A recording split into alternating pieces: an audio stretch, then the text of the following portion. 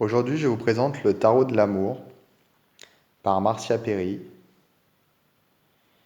C'est un tarot de 1989 aux éditions A.G. Muller. Donc là, il s'agit de l'édition française.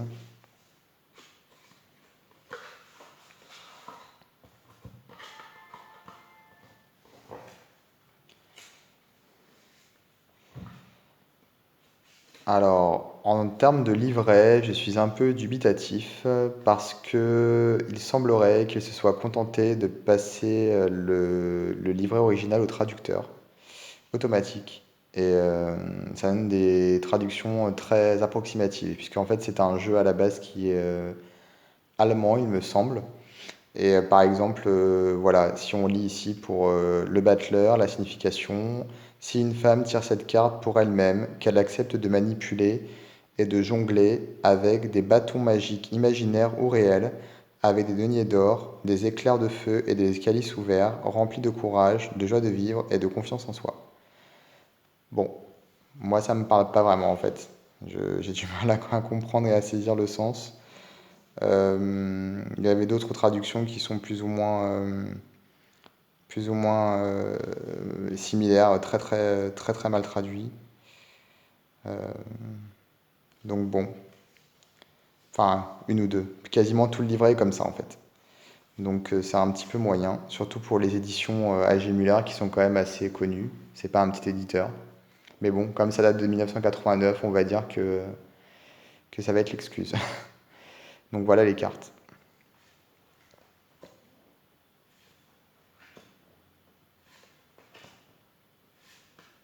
Donc on voit que les noms des cartes a changé. Ouais. On ne retrouve pas les noms habituels, hein. Quelquefois si, comme le chariot. Mais bon, là, la balance, les chercheurs.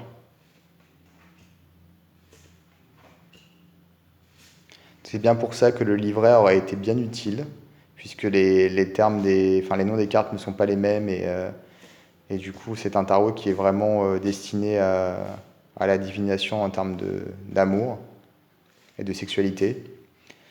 C'est dommage en fait que ce soit très mal traduit. Sinon, les cartes sont assez jolies et je trouve que les arcanes mineures sont assez bien mises en scène.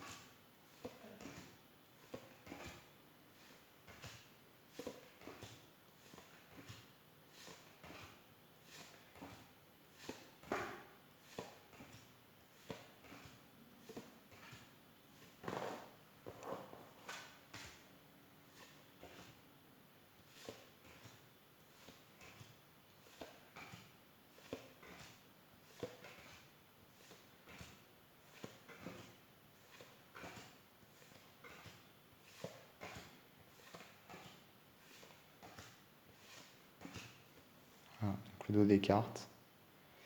La qualité est assez bonne, une qualité normale, on va dire. Voilà, je vous dis à très bientôt pour d'autres vidéos.